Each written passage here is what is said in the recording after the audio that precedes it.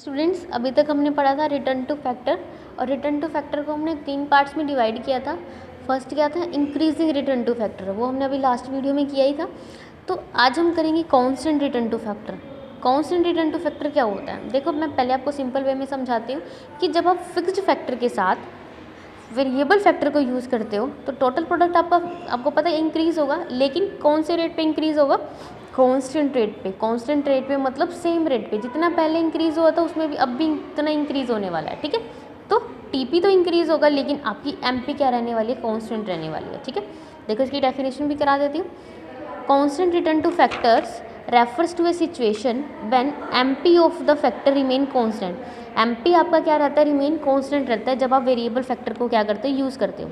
MP आपको पता ही है क्या होता है कि एक से ज़्यादा वेरिएबल फैक्टर को यूज़ करने से जो आपका टोटल प्रोडक्ट में चेंज आता है उसको आप क्या बोलते हो, एमपी बोलते हो। तो यहाँ पे आपकी एमपी क्या रहता है, सेम रहता है। ठीक है, जब आप ज़्यादा से ज़्यादा वेरिएबल फैक्टर को कंबाइन करते हो फिक्स फैक्टर के साथ। ठीक है, जैसे आपकी लैंड 1 थी, आप जैसे जैसे लेबर को इंक्रीज़ कर दे, टीपी आपकी कंटिन्यू आपको पता है क्या हो रही है, इंक्रीज़ हो रही है 5 से 10, 10 to 15, लेकिन कांस्टेंट रेट से इंक्रीज़ हो रही है, उसी को हम क्या बोलते हैं, कांस्टेंट रिटर्न टू फैक्टर बोलते हैं। ठीक है, तो ये हमारी क्या रहेगी, टीपी रहेगी। ठीक है, मतलब जिसमें जितने परसेंट हमारी क्या हो रही है टीपी में, मतलब जितने परसेंट हमने क्या किया, लेबर में इंक्रीमेंट किया, उतनी ही परसेंट हमारी क्या हो जाती है, हमारे आउटपुट में चेंज आ जाता है, उसको हम क्या बोलते हैं, टीपी। ये हमारा टीपी क्या होता है, 45 डिग्री के एंगल में होता है, सेम रेशियो में, जितने परसेंट यहाँ इंक्रीज़ हो उतने परसेंट ही यहाँ इंक्रीज़ हो जाता है। ठीक है, ये क्या रहती है हमारी एमपी। एमपी हमारी कांस्टेंट रहती है। अगर हम 4 लेबर का यूज़ करेंगे तो भी हमारा इतना प्रोडक्शन होगा, मतलब एमपी रहेगी। उसके बाद और लेबर को इंक्रीज़ कर दिया तो भी हमारी एमपी सेम ही रहने वाली है। ये हमारी क्या रहती है, एमपी। मैंने आपको पहले भी बताया था एमपी कभी भी हमारी नेगेटिव, मतलब वाई पे 0 पे नहीं हो सकती, हमेशा क्या रहेगी, मतलब 0 के बाद स्टार्ट होगी। ठीक है, तो हमारी एमपी क्या रहती है, कांस्टेंट रहती है। अब इसके कॉजेज़ क्या क्या होंगे कि हमारी जो एमपी है वो कांस्टेंट क्यों रहती है। तो फर्स्ट क्या होगा, optimum utilization of the fix factor, कि जो हमारा फिक्स्ड फैक्टर है वो ऑप्टिमम यूटिलाइज होना स्टार्ट हो गया है। जो हमने इंक्रीजिंग रिटर्न टू फैक्टर में पढ़ा था, वहाँ पे हमने पढ़ा था कि जो हमारा फिक्स्ड फैक्टर है अभी तक यूटिलाइज अच्छे से नहीं हुआ था, जैसे वेरिएबल फैक्टर को इंक्रीज़ किया वो और यूटिलाइज होना स्टार्ट हो गया। लेकिन कांस्टेंट फैक्टर में आपने और ज़्यादा के अप्लाई किया ना वेरिएबल फैक्टर को, तो उस टाइम हमारे जो वो क्या है, ऑप्टिमम यूटिलाइज है, आप उसको और ज़्यादा यूज़ नहीं कर सकते। ठीक है, देखो as production increase by the increasing the application of the variable factor, जैसे आप प्रोडक्शन के लिए वेरिएबल फैक्टर को क्या करते हैं, इंक्रीज़ करते हो, तो एक ऐसी स्टेज आती है जहाँ पे आपके जो फिक्स फैक्टर हैं ऑप्टिममली यूटिलाइज, मतलब जितना यूज़ हो सकते थे वो सारा का सारा यूज़ हो चुके हैं, इससे ज़्यादा वो यूज़ नहीं हो सकते। इसकी वजह से जो हमारा मार्जिनल प्रोडक्ट है वो हमेशा क्या रहता है, रिमेन कॉन्स्टेंट रहता है। ठीक है, उसके बाद नेक्स्ट आता है आइडियल फैक्टर रेशो, कि जो हमारी फैक्टर रेशो है, फैक्टर रेशो का मतलब फिक्स्ड फैक्टर का वेरिएबल फैक्टर के साथ जो रेशो है वो कैसा है, यहाँ पे कांस्टेंट के टाइम में, कांस्टेंट रिटर्न टू फैक्टर में क्या माना जाता है, आइडियल रेशो माना जाता है। मतलब ये सबसे बेस्ट रेशो है, क्योंकि अगर आप इससे ज़्यादा यूज़ करोगे तो वो एमपी माइनस में चली जाएगी, लेकिन अगर कांस्टेंट रखनी है तो आपके लिए ये रेशो आइडियल रेशो है।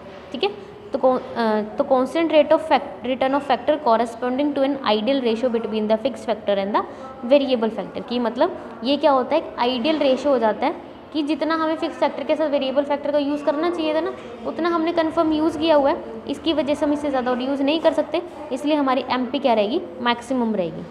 उसके बाद हमारा थर्ड पॉइंट आता है most efficient utilization of the variable factor, कि जो हमारे वेरिएबल फैक्टर है उसको हमने मोस्ट एफिशिएंटली मतलब कुशलतापूर्वक बहुत अच्छे से हमने क्या कर लिया, यूटिलाइज़ कर लिया गया। ठीक है, अगर अच्छे से हमने यूटिलाइज़ करने का मतलब कि हमने जो लास्ट पॉइंट में पढ़ा था ना, डिवीज़न ऑफ वर्क, कि जैसे जैसे हम वेरिएबल फैक्टर को बढ़ाते जाएंगे हम वर्क को क्या कर लेंगे, डिवाइड कर लेंगे। तो यहाँ पे कांस्टेंट रिटर्न टू फैक्टर में हमारे सारे के सारे वर्क क्या हो चुके हैं, अच्छे से डिवाइड हो चुके हैं। लेबर की एफिशिएंसी थी, मतलब जो वेरिएबल फैक्टर है उनकी जितनी एफिशिएंसी थी उनको हमने बहुत अच्छे से यूटिलाइज़ कर लिया, इससे ज़्यादा हम यूज़ नहीं कर सकते।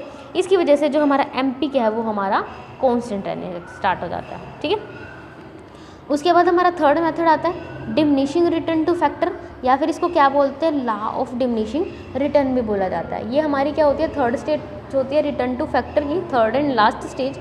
इसमें क्या होता है कि जैसे आप फिक्स्ड फैक्टर के साथ वेरिएबल फैक्टर को इंक्रीज़ करना स्टार्ट कर देते हो तो हमारी जो एमपी है वो क्या होने स्टार्ट हो जाती है, डिक्रीज़ होनी स्टार्ट हो जाती है, कम होनी स्टार्ट हो जाती है, और कई बार वो नेगेटिव में भी चली जाती है। ठीक है, तो ये क्या बता रहा है कि टीपी बढ़ेगी, डिक्रीजिंग रेट से बढ़ेगी या फिर वो कम होनी स्टार्ट हो जाएगी। ठीक है, तो इसलिए हम क्या कह सकते हैं, एक ऐसी सिचुएशन होती है जब हम मोर एंड मोर फैक्टर्स को कंबाइन करते हैं, मतलब ज़्यादा से ज़्यादा वेरिएबल फैक्टर को फिक्स फैक्टर के साथ कंबाइन किया जाता है, तब हमारा टोटल प्रोडक्ट क्या होता है, इंक्रीज़ होगा डिमिनिशिंग रेट से। ठीक है, और फिर एमपी डिक्रीज, डिमिनिशिंग रेट से इंक्रीज़ हो रहा है ना, देखो पहले 3 फिर 2 फिर 1 डिमिनिशिंग रेट से इंक्रीज़ हुआ, और कई बार वो कांस्टेंट रह के वो माइनस में भी चला जाता है। ठीक है, समझ में? तो इट मीन्स टीपी हमारी क्या हो जाएगी, कम होनी स्टार्ट हो जाएगी। ये इसका डायग्राम हो जाएगा, टीपी पहले हमारी बढ़ रही थी ना इंक्रीजिंग में, फिर कांस्टेंट हुई, अब देन क्या हो जाएगी, डिक्रीज़ होनी स्टार्ट हो जाएगी, और हमारा एमपी क्या हो जाएगी, डिक्रीज़ होएगी, और 0 होके वो माइनस में भी जा सकती है। ठीक है, अब इसके कॉजेज़ क्या होंगे, फर्स्ट हमारा कॉजेज़ क्या होगा, fixity of the factor. Fixity का मतलब क्या होता है, देखो fixity of the factor is the principal cause that explain the occurrence of the law of the diminishing return. मतलब ये एक फिक्सिटी ऑफ फैक्टर एक ऐसा फैक्टर है जो हमारे return diminishing return two factor को क्या करता है, एक्सप्लेन करता है। कैसे कि जब हम ज़्यादा से ज़्यादा वेरिएबल फैक्टर को कंबाइन करते हैं फिक्स फैक्टर के साथ, तो जो हमारे रिसोर्सेज है वो ओवर यूटिलाइज हो जाते हैं। ओवर यूटिलाइज का मतलब बहुत ज़्यादा यूज़ हो चुके हैं, अब इसको हम ज़्यादा यूज़ नहीं कर सकते। ठीक है, मान लो एक मशीनरी है वो मैक्सिमम 10,000 यूनिट ही बना सकती है। अब आपने 10 लेबर लगाओ, 20 लेबर लगाओ, 30 लेबर लगाओ, उससे ज़्यादा तो नहीं बढ़ सकते ना वो, तो वो ओवर यूटिलाइज हो चुके हैं, हम ज़्यादा उसको यूज़ नहीं कर सकते। इस वजह से जो हमारे रिटर्न है वो कम आने स्टार्ट हो जाएंगे। उसके बाद है इम्परफेक्ट फैक्टर्स सब्स्टिट्यूटेबिलिटी, मतलब जो हमारे फैक्टर्स हैं उसको हम सब्स्टिट्यूट करना हमारे लिए सही नहीं है, मतलब इम्परफेक्ट है। ठीक है, जैसे हमने कहा कि प्रोडक्शन को इंक्रीज़ करने के लिए लैंड नहीं बढ़ा सकते। ठीक है, लैंड है, कैपिटल है, मतलब फिक्स फैक्टर को नहीं बढ़ा सकते, वेरिएबल को बढ़ाते जाओ, लेबर को बढ़ाते जाओ।